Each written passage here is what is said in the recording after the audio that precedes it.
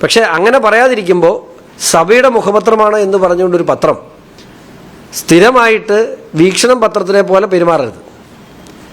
വീക്ഷണം പത്രം കോൺഗ്രസിന് വേണ്ടി എഴുതുന്ന പോട്ടെ, നമുക്ക് സഹിക്കാം. പക്ഷേ വീക്ഷണം പത്രത്തെക്കാൾ മോശമായിട്ട് ഒരു പത്രം സഭയുടെ മുഖപത്രം എന്ന പേരിൽ പറയാൻ പാടില്ല. കാരണം ഇവർ അവിടെ ഇരുന്ന് കുത്തിയിരുന്ന് എഴുതുന്നതൊക്കെ കെ സി വേണുഗോപാലിൻ്റെ ഓഫീസിൽ നിന്ന് എഴുതി കൊടുക്കുന്ന ലേഖനങ്ങളാണ്.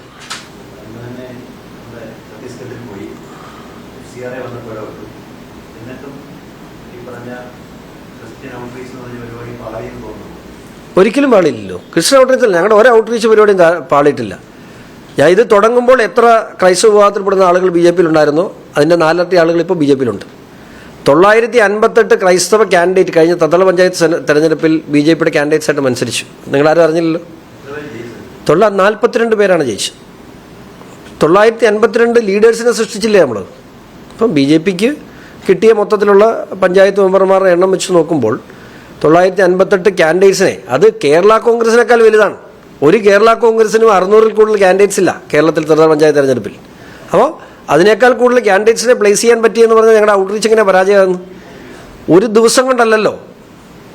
1982-ൽ ബി ജെ പിക്ക് എത്ര എം പിമാരുണ്ടായിരുന്നു ഇന്ത്യ മഹാരാജ്യത്ത്? അവിടെ നിന്ന് ഇവിടം വരെ ബി ജെ പിയുടെ വളർച്ച എപ്പോഴും ഗ്രാജുവലാണ്. ബി ജെ പി എപ്പോഴും ബി ജെ പിയുടെ വളർച്ചയിൽ അത് ഓരോ ഘട്ടത്തിലൂടെ കടന്നു പോകുന്നു.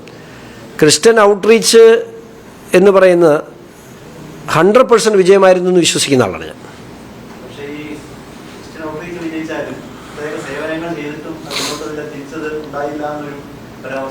അല്ലല്ല, ഞാൻ പരാമർശം ഉണ്ടായത് ഇതിന് തമ്മിൽ തിരിക്കാത്തുള്ള പ്രശ്നമാണ്. ഞാൻ പരാമർശിച്ചത് സഭയ്ക്കെതിരെയല്ല. ഞാൻ പരാമർശിച്ചത് ദീപിക എന്ന പത്രത്തിനെതിരെയാണ്. ആ നിലപാടിൽ ഒരു വ്യത്യാസം നമ്മൾ വരുത്തിയിട്ടില്ല. സഭാ മുഖപത്രമാണെങ്കിൽ സഭയുടെ അഭിപ്രായമാണ്. സഭ അങ്ങനെ ഒരു അഭിപ്രായം പറഞ്ഞിട്ടില്ല. ഈ നിമിഷം വരെയും സീറോ മലബാർ സഭയോ ലത്തീൻ സഭയോ മലങ്കര സഭയോ ഓർത്തഡോക്സ് സഭയോ യാക്കോബ സഭയോ ഇവരാരും ഒരു രാഷ്ട്രീയ നിലപാട് പറഞ്ഞിട്ടില്ല. വിമർശിച്ചിട്ടുണ്ട്, വിമർശിക്കാതിരുന്നിട്ടുണ്ട്.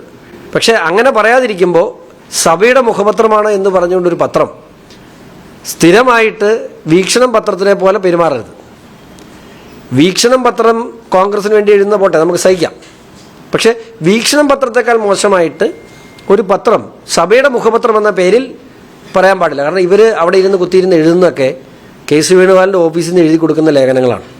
അത് സഭയുടെ മുഖപത്രമായി അംഗീകരിക്കാൻ ക്രൈസ്തവനായ ഷോൺ ജോർജിന് പറ്റിയാലെന്നാണ് പറഞ്ഞുള്ളൂ. അത് ബി ജെ പിയുടെ അഭിപ്രായം എന്നല്ല, എൻ്റെ അഭിപ്രായമാണ്. പക്ഷേ ബി ജെ പി ഞാൻ പറഞ്ഞ അഭിപ്രായത്തെ തള്ളി പറഞ്ഞില്ല എന്നുള്ളത് എൻ്റെ പാർട്ടി എന്നോട് കാണിച്ച മര്യാദ. 100% ബി ജെ പിയുടെ നിലപാടാണ്. അത് ഷോൺ ജോർജിൻ്റെ നിലപാടല്ല, ബി ജെ പിയുടെ നിലപാടാണ്. ക്രിസ്ത്യൻ ഔട്ട്റീച്ച് അല്ല, നമ്മുടെ ഓരോ ഔട്ട്റീച്ചുകൾ അത് നമുക്ക് എല്ലാ വിഭാഗങ്ങളെയും, അത് മുസ്ലിം ഔട്ട്റീച്ചുണ്ട്, അത് ഒ ബി സി ഔട്ട്റീച്ചുണ്ട്, അതൊരു പേരിന് ഓരോ ഔട്ട്റീച്ച് നിങ്ങൾ പറയെങ്കിലും ഓരോരുത്തർക്ക് ചാർജ് ഉണ്ടെന്നല്ലാതെ നമ്മൾക്ക് എല്ലാ വിഭാഗങ്ങളുമായി പ്രധാനമായിട്ട് എന്താണ് കഴിഞ്ഞ കാലങ്ങളിൽ ന്യൂനപക്ഷങ്ങൾക്കിടയിൽ കോൺഗ്രസും സി പി എമ്മും ഞങ്ങളെക്കുറിച്ച് നടത്തുന്ന പ്രചരണങ്ങൾ അത് മുസ്ലിം വിരുദ്ധമാണ്. ബി ജെ പി ക്രൈസ്തവ വിരുദ്ധമാണ്. ഞങ്ങൾ രാജ്യത്തെക്കുറിച്ച് സംസാരിക്കുമ്പോൾ അവർ സമുദായത്തെക്കുറിച്ച് പറയുന്നു. ഞങ്ങൾ രാജ്യവിരുദ്ധ സംഘടനകളെ കുറ്റം പറയുമ്പോൾ അവർ മതസംഘടനകളെയാക്കി മാറ്റുന്നു. ഇപ്പം ഞാനിവിടെ SDP കുറ്റം പറയുമ്പോൾ എന്തിനാണ് ഇവിടെ ഈ രാജ്യത്തെ സ്നേഹിക്കുന്ന ഒരു ഇസ്ലാം സഹോദരനും വേദനിക്കേണ്ട കാര്യമില്ല. ഞാൻ ഇന്ന് വരെയും മുഹമ്മദ് നബിയെയോ പരിശുദ്ധ ഖുർആനെന്നല്ലാതെ ഞാൻ പറഞ്ഞിട്ടില്ല. അങ്ങനെ പറയുള്ളൂ. അങ്ങനെ പറയാനാണ് ഞങ്ങളുടെ പാർട്ടി ഞങ്ങളെ പഠിപ്പിച്ചിട്ടുള്ളത്. അങ്ങനെ പറയാവൂ എന്നാണ് നമ്മളോട് പറഞ്ഞിട്ടുള്ളത്. 12 വർഷമായി നരേന്ദ്രമോദി ഇന്ത്യ ഭരിക്കുന്നു. എത്ര മുസ്ലിം സഹോദരങ്ങൾ ഈ നാട്ടിൽ ആക്രമിക്കപ്പെട്ടിട്ടുണ്ട്? നമ്മുടെ ചുറ്റുമുള്ള രാജ്യങ്ങളൊക്കെ ഒന്ന് പരിശോധിക്കുക. ചുറ്റുമുള്ള രാജ്യങ്ങളെല്ലാം എടുത്ത് പരിശോധിച്ചാൽ ലോകത്തെ ഏറ്റവും കൂടുതൽ ഇസ്ലാം സഹോദരങ്ങൾ സമാധാനപരമായി ജീവിക്കുന്ന രാജ്യം നരേന്ദ്രമോദിയുടെ ഭാരതമാണ്. ആ കാര്യത്തിൽ കോൺഗ്രസിന് പോലും സംശയമില്ലാന്ന് വിശ്വസിക്കുന്നു.